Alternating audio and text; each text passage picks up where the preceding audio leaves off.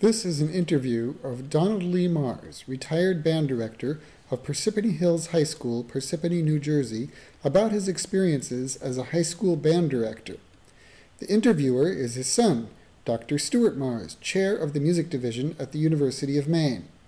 The interview was conducted on May 15th, 2007. So we're talking about music education. Well, this is when I first started the program there in Parsippany. I mean, it was small. Some math teacher complained that, I don't remember his name, Johnny was failing math and he was coming to band practice. And that wasn't right. And so I went down to the principal's office and I said, well, she is wrong. This has nothing to do with this boy's math. And this time, I will say, I'll go along with it. Take him out of band. But he will not improve in math. And I want him back in band when you have to acknowledge he didn't improve. And I don't want to ever have to face this again. Because we only help in that department. We cause industry. We do not cause sidestepping. And so that's the only time I ever had that happen. But basically I had the support of the administration all the time. What happened with Johnny? Johnny came back in band. His math didn't improve. He came back in band. And then another time, on the other side of that coin, Cliff Gerard, who as you know was one of my very best, he couldn't discipline himself. And so he was always jumping up and down, and it was a distraction. And so finally I said, Cliff, sit down and stay in that chair. And I mean stay in it. Within 5 minutes, Cliff is up. I said, Cliff, take your trombone and get out. You're out. If you can't follow instructions and you can't discipline yourself, I cannot use you. So Cliff was out. Before the week was out, we're having band rehearsal. I see Cliff peeking in the window. So I went down and I talked to the principal about it. I told him what had happened. I said he should be back in, but we'll see if he learned from this experience or not. So Cliff was back in band. And from then on, he was able to stay in his chair. I never had a problem with him again. He became my student conductor. He became one of the best musicians I'd ever taught. In fact, Goldie would tell you that the first time I went back to the Tabor Hill, before I started the program in Parsippany, I wanted to get my hand back into music because I had been out of it for 10 years. And so I went up on the Tabor Hill where the Hermdash had started a music program and explained I had the job in Parsippany starting in August, September, whatever it was, and I'd like to get my hand back in it a little bit. So Herm said, sure, go ahead, teach a class. So among the classes I taught that day was a class of trombones, which included Cliff. And when I got home around noon or 12:30, I told Goldie, I said, I met a musician today. And I explained to her it was Cliff Gerard on trombone. And he's just a beginner, but there was just no question. This kid is going to be a musician. And he's the same one that less than a year later I kicked out of band to teach him to be disciplined. You can't do music without discipline.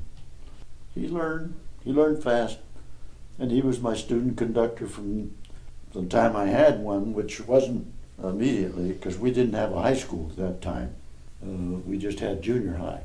But as soon as the high school opened, maybe 2 years later, I don't know, I don't remember for sure, Goldie would remember. 2 years later, he was my student conductor, and he was good. And in fact, I probably foolishly wrote on his application to Eastman, and I wrote on there, he can already train a band better than most of your graduates, because he could do it. You never had to tell him a musical idea a second time. He understood, he just grasped it immediately. He understood phrasing, he understood balance, he understood colors. He just, to him it came natural. And you spotted that the first day you were around him. I played a dirty trick on him one time. I've probably told him this because he visited here last year. I think I may have told him then. I pulled the trick on him. We had a trombone quartet, and the guy on fourth trombone, wasn't about to be a musician. I mean, this idea of hearing overtones and tuning, he was kind of lukewarm on that. So we're practicing one day, and Cliff is going crazy. Is Mr. Marrs, I can't find the pitch up here. And of course, the truth is, this guy down in fourth trombone, he's lousing you up.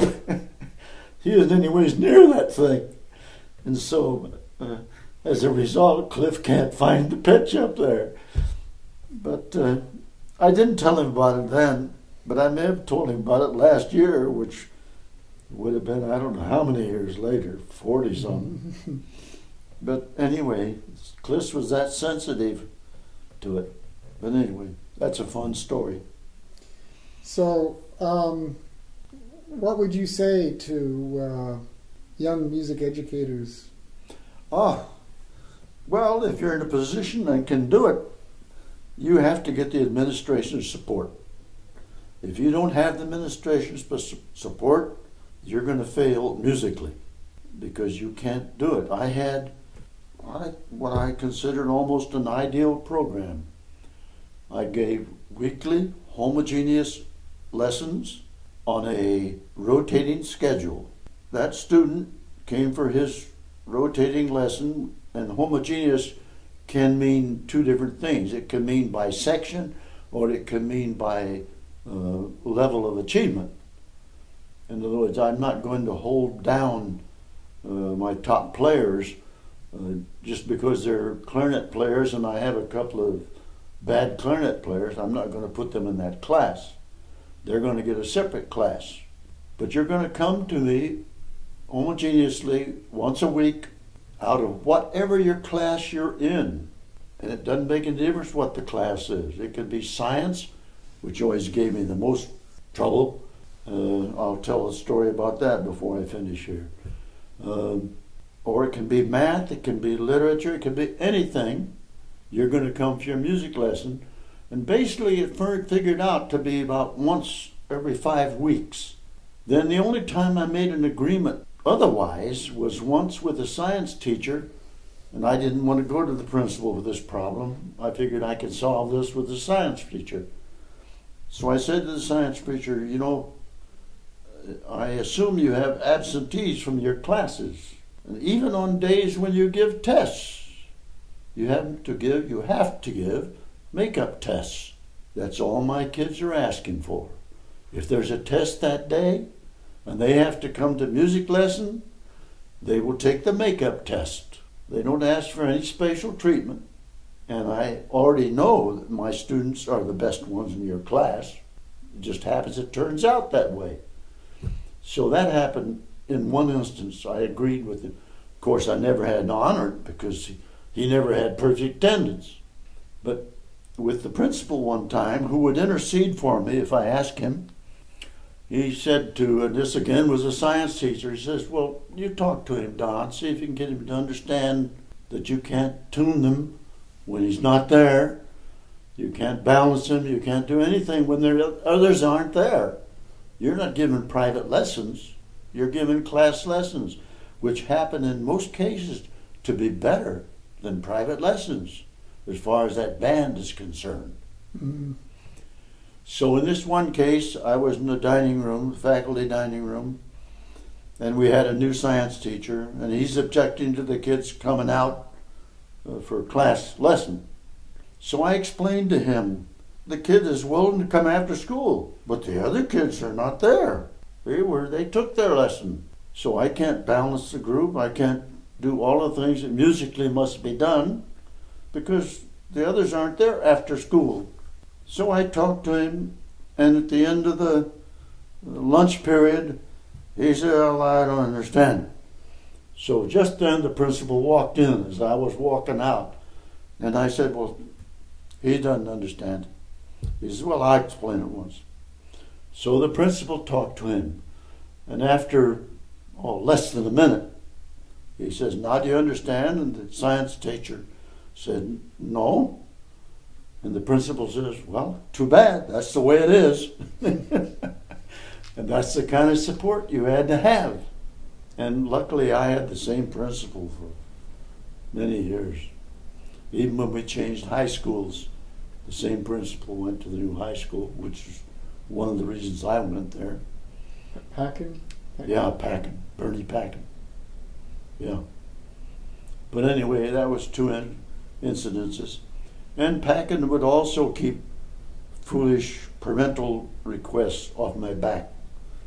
If he could smell that this was something that couldn't be, basically he would not let them talk to me. He'd say, well, I think Mr. Marrs has this figured out, and we'll go along with what he said, which saved me a lot of headaches. But without this support, you're pretty much a dead duck.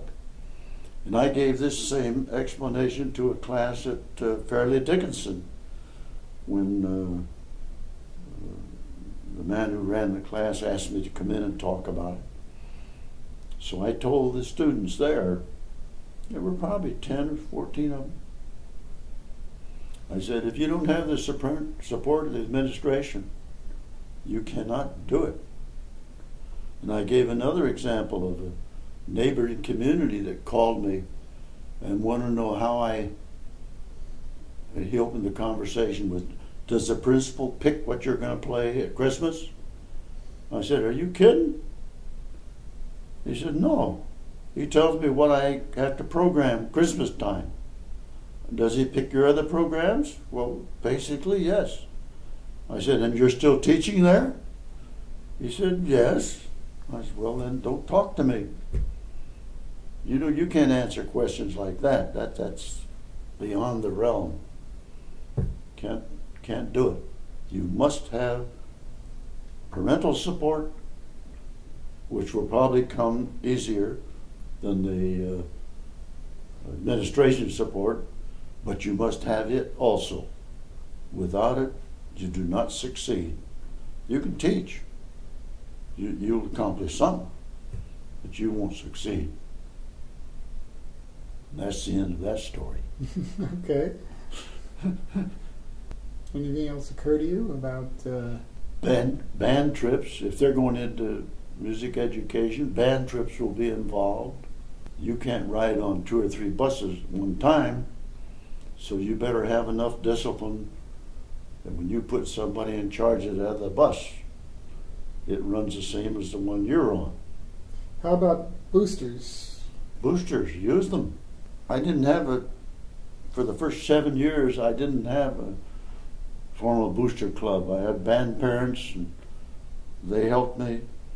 And when somebody wanted to organize it, I said, well, what are you going to do with this organization except me having to go to meetings? What are you going to do that you didn't do for me already? And in that school, they agreed, and we didn't have a formal group. We moved to the new school, which was bigger, and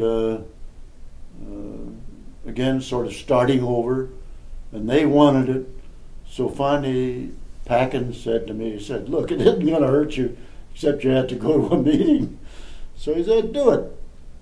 And he convinced me I should do it. So we had something, I don't even remember what it was named. The common name, of course, is Band-Aids. Band Boosters is another one. Band Mothers is another one.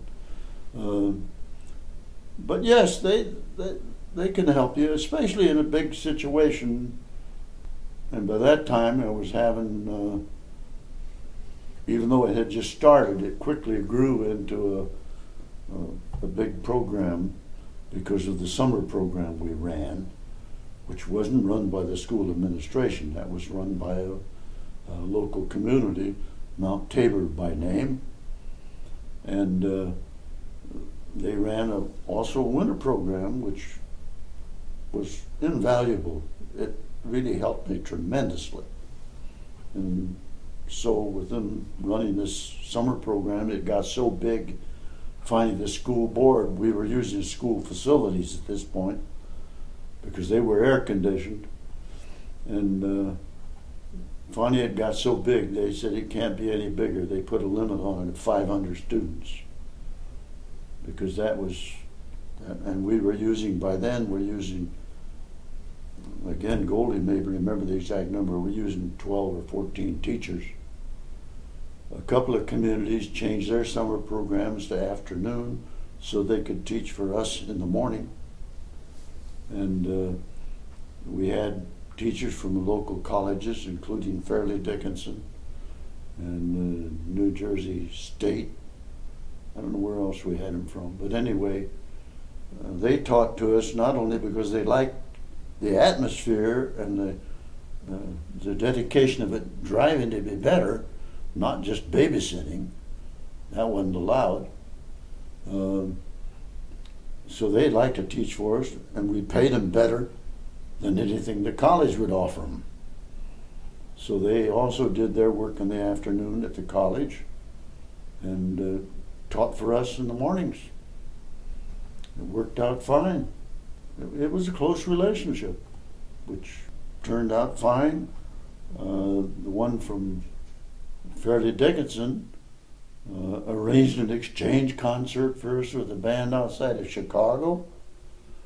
He may have been the one, no, that was somebody else, arranged the one in Pennsylvania.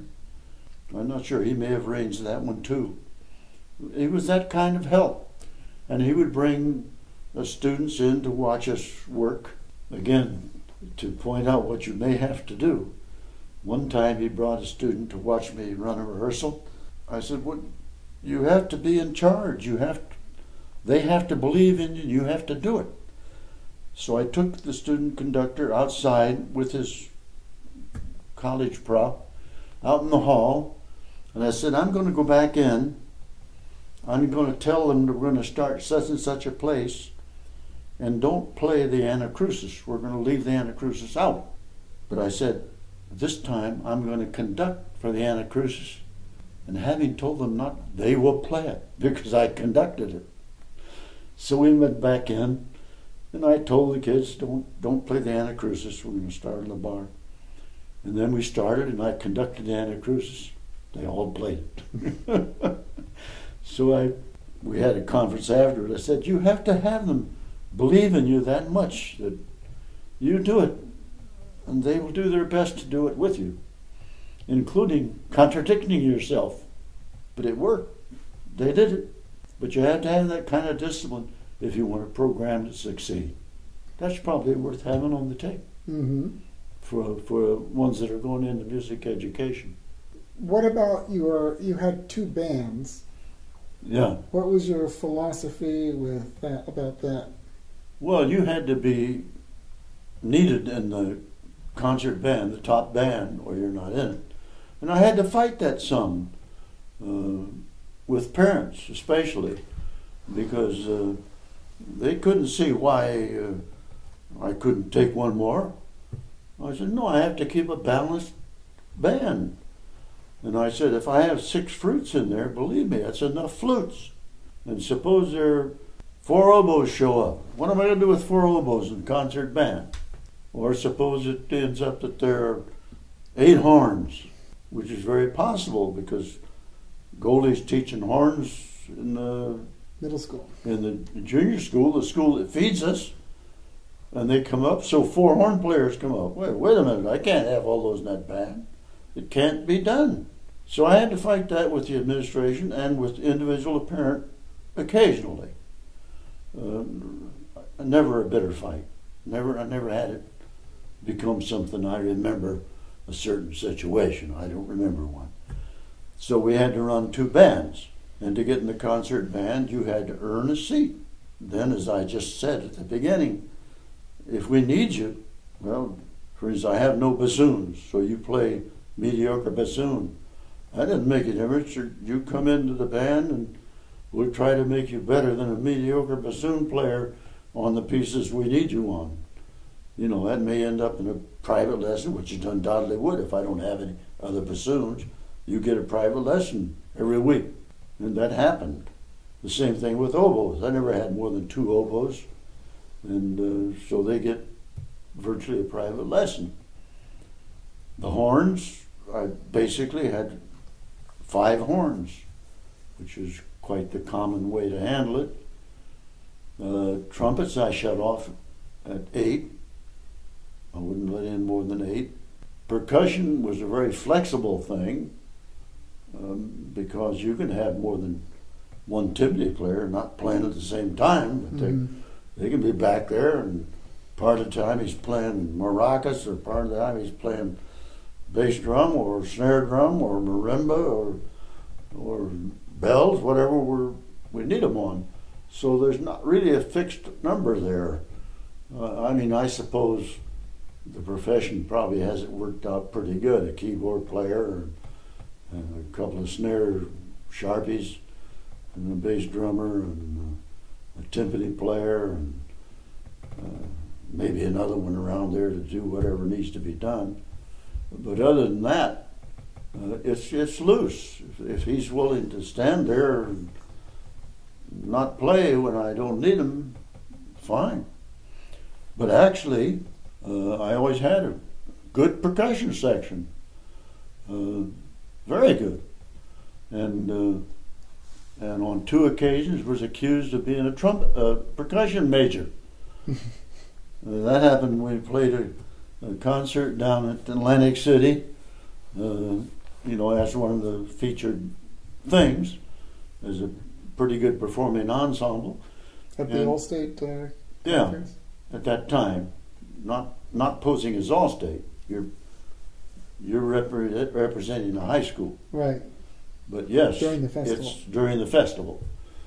And so one woman comes up afterwards and says, "Well, it's obvious you're a percussionist." And I had to laugh, of course, because my percussion consisted of learning as I went along and having had 1 semester of percussion at Michigan. Then later on I found out one semester of percussion at Michigan was better than most of them have when they go out to teach. So take what you can get. But anyway, you try to learn so that that doesn't happen to you. Have a good section without you having been thing. I usually had pretty good euphonium players, since that was my major, and I had pretty good trombone sections because I played trombone too. But sometimes, like once we were a featured band for the Eastern Conference in Philadelphia, and it happens on that occasion I didn't have a hot shot on euphonium, but they were good. And so afterwards, in an interview, they asked me how many of them were in All-State. None of them. They did a good job for the band. They played their parts, and they played it right, and they sounded good, but they weren't hot shots. They weren't the kind that could stand up and play a solo for a judge and beat out everybody. But what did All-State use? 4? I don't remember for sure. But anyway, they weren't that caliber. The next year, some of them may have made it, but that particular year, no, I had a good band, but I didn't have anybody from the baritone section or trombone, I had a trombone, and not from the euphoniums. Nobody made it. Oh, another thing. I didn't want to do this interview. One time I had a run-in with a parent. This fits in with something we said earlier this afternoon about my 5th chair trumpet player wanted to try out for regional band, and I wouldn't sign his application. And his parents got quite upset. And they came in and they said, "Well, we don't understand this." I said, "Well, he is not the caliber that represents our band. He's 5th chair, and he doesn't argue that he should be higher in the section. The other 4 players beat him enough that he can't win a chair up there. They will represent us."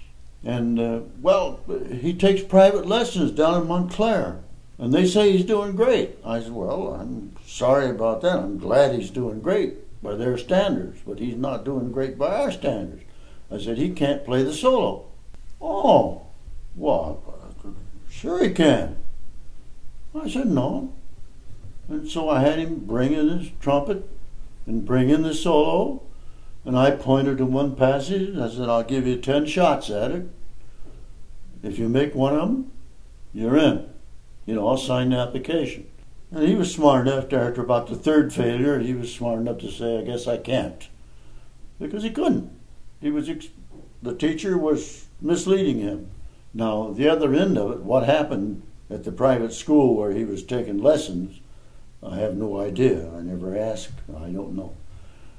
Which brings up another point. One time when we played at Atlantic City, this is a different time, they asked me how many of the kids study privately. I said, I don't know.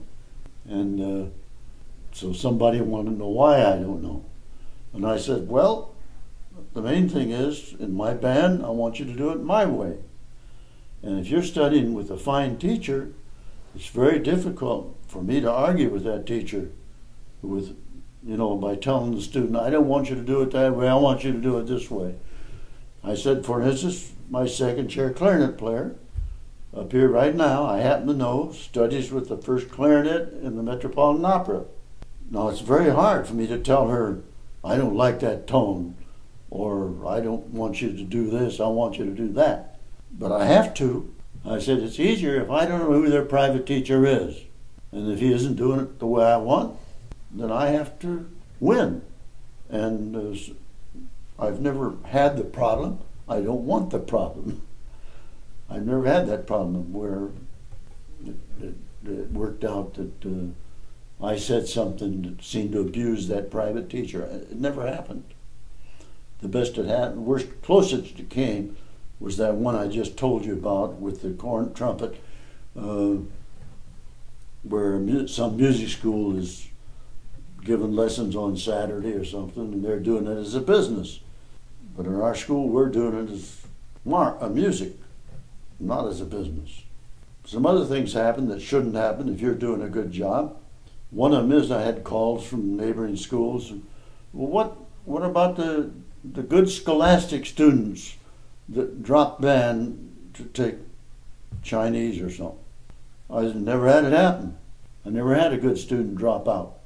They are good students, and yes, I've had national winners and national merit scholarship, and they play in band. And one time I went down and looked at my files. This particular student happened to be my librarian, and she had written the things, little cards on the index cards. She had written them in Chinese. And so no, I never had that problem. It shouldn't happen. If the music has been approached the right way, you can never master it. And a good student finds that out and is willing to work harder to do the best that he can. It was never a problem. Yeah, I should definitely mention this. We used the challenge system, and the challenge system works. I am convinced, it only doesn't work when it's a phony situation. And by that I mean popularity gets involved or something else gets involved, and it isn't a just thing. And we used a challenge system where the kids voted on the win, who wins, and the kids vote. But they know, they are told that I will not interfere unless this doesn't look like sound judgment, in which case I will not let a better player be hurt by an inferior player. And of course I'm talking about performance at that point, because the challenge has to do with whatever passage you challenged on. And so you might challenge on a passage this technique, and you happen to have a fast tongue, and the kids you're challenging can't tongue quite that fast, and you look pretty good, but your tone is bad. Well, in my opinion, your bad tone outweighs your fast tongue. So in a case like that, I never had it happen, but in a case like that, I would have interfered and I said, well, yes, but he's playing out of tune with a bad tone, and no, that does not overcome more artistic performance. And I have to tell you one incident that happened, and this happened in the horn section. Third chair horn challenged second chair horn. Second chair horn, came time for her to play, she started to cry. And so I said, well, look, she's probably not feeling so well today, so we'll postpone the challenge. We'll do it another day. So another day came along, and the challenge was made again, and the one that cried before started to cry again. And so I, in a rather stern fashion, I said, cry, but play. You have to play. If you want to cry and play, it's okay with me. I cry easily, but you have to play. She played, and she won the challenge. And when she graduated from high school, I got a letter from her mother referring to that exact incident and thanking me for helping her grow up. So these things can happen to you in music. In fact, they're almost what makes music worth teaching. It's a good part of it. Yeah, you run into all sorts of situations. I had a situation come up where a flute player, she started on percussion, didn't she? Yeah.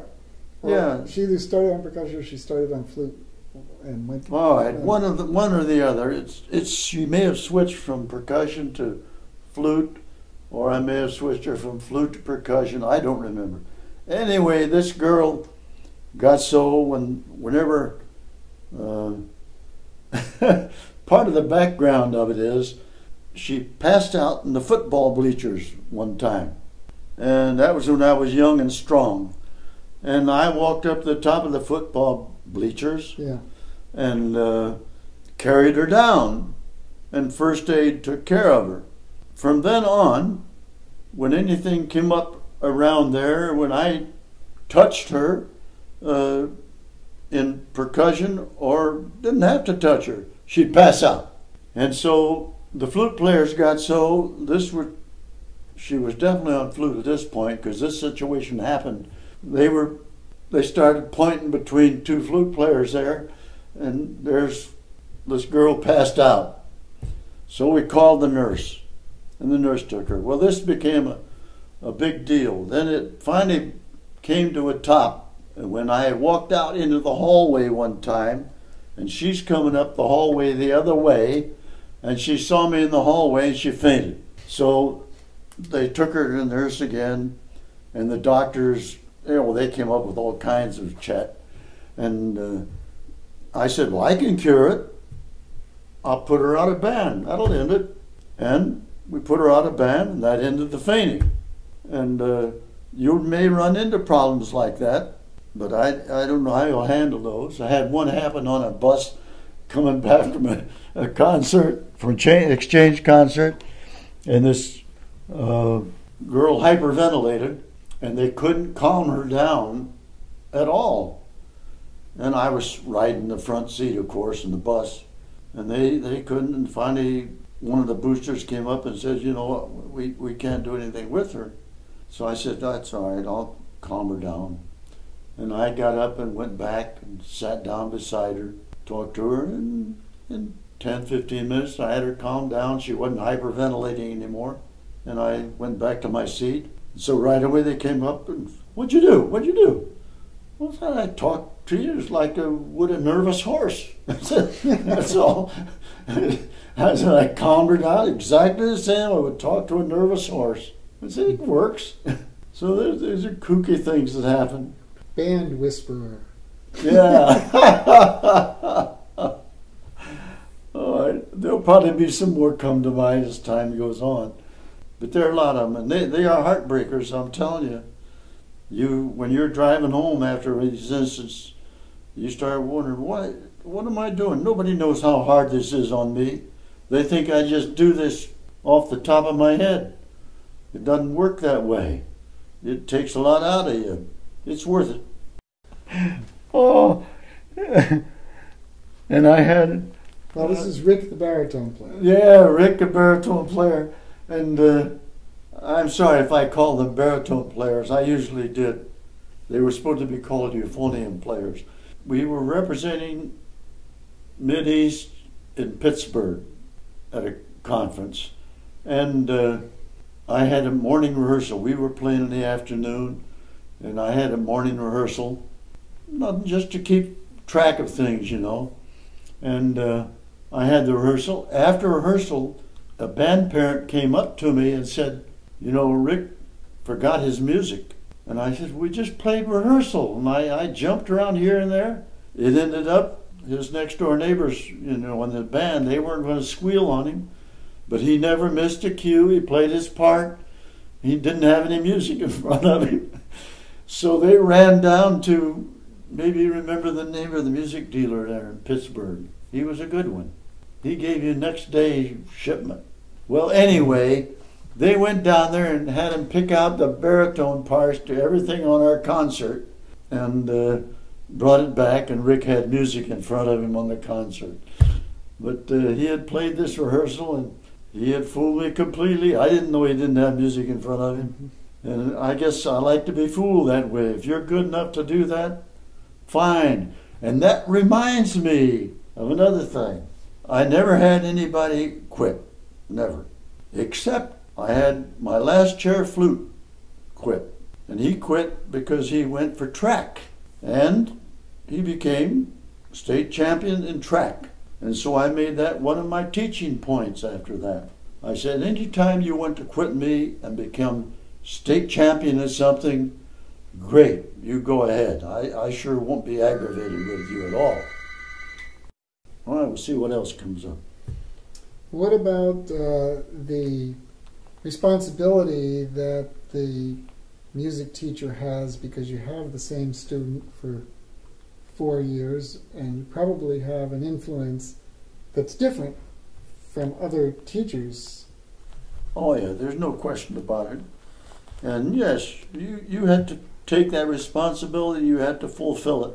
And sometimes that's a heartbreaker, because there are times when things clash. For instance, I had a kid on an exchange trip. He was my second chair trumpet. And the place where he stayed that night, the woman went through his luggage when he was out for rehearsal and found liquor in his clothing and reported it. And now, of course, I was upset that she had gone through his luggage. I was more upset that he had the liquor when they have been told. I never leave these things to doubt before a trip. I tell them, you will not do this, you will not do that, and that means exactly what I said. So this is before the concert. So I said, well, you know you're going to be out of this band when we get back. Now, if you can't play tonight's concert knowing that we play things that are too tough for one guy on that top trumpet part, if you aren't willing to play that, then I'll call your folks now and you can get out of here right now. But you're out no matter what. You just play tonight's concert. He understood. Come Monday, I went down to guidance and he's out of band. And the band understood. And my comment to them at that rehearsal was, I won't have to do this again until all of you forget who Julius is. Then I may have to do it again. But I won't have to do it again until then. And they understood, and they accepted it, and it stood up. Julius was out. He was a senior, but he's out. We came for time for our senior pool party, which we always had at our house, for all the graduating seniors in the band. And so I talked to the leaders in the band there, and I said, Julius took his punishment, and if you would like him, I would like to have him come to the pool party. And if Julius, I would like very much to see him at the pool party, if he'd like to come and you'd like to have him. So we had the pool party at the end of the year, and Julius came and everything was fine. So again, the severe punishment didn't hurt anything. It may hurt us a little bit for the rest of that year because I was missing my second best trumpet player. But on the other hand, it made the band better. Another thing happened. Probably made Julius better too. It probably helped Julius too. Yeah. Another thing happened. Another time we had what we call dress rehearsal. What I'm talking about, it's a 2-hour rehearsal the night before the night of the concert. And we're on the stage, and that's called dress, or we didn't dress for it, but that's what it's called. And everybody will be there. Well, this rehearsal we went to, and 2 were absent, and that wasn't allowed. So the next morning, which is a school day, before school starts, one of them is out of band, and the other one I didn't say anything to. And so again, the leaders in the band, and you'll always have them, kids that are just natural leaders, they came to me and said, why is this one out and that one isn't out? I said, because the one that I put out went out deliberately to go to a swim meet. Good, let him be a swimmer. But he's not going to play in our band and miss rehearsal. Well, what about the other one? I said, he was riding a bicycle around town. He had forgotten there was rehearsal. And I didn't say anything to him. I said, he needs us. We don't necessarily need him, it happens. But he needs us, and he stays. The other one doesn't need us. Let him become a swimmer or whatever he wants to become, but not at our expense. And it was a lesson that they learned, and it worked. And it had worked once before. This reminds me of another time when a family, the parents, took a clarinet player out of that same rehearsal. Not that same rehearsal, but the same situation. Took a clarinet player to Lincoln Center for a concert instead of coming to my rehearsal. And when I put her out, she fought it. And so I ended up in the principal's office with the parent, and I went through quite a lengthy thing about, I won't deny that she may conceivably have benefited from going to that concert and watched Bernstein conduct and listen to the music they played, but it's hurting us, and I won't allow that. And she's out. And the principal, I talked about support, the principal backed me. She's out. Because he understood that if that's a big organization, you have to be there, or you can hurt us. For instance, I may, at that rehearsal, I might conceivably change a tempo or something. I'm not going to have her mess it up just because she wasn't there to get the instruction. And so that's the way it goes. It ends up, it's a great life.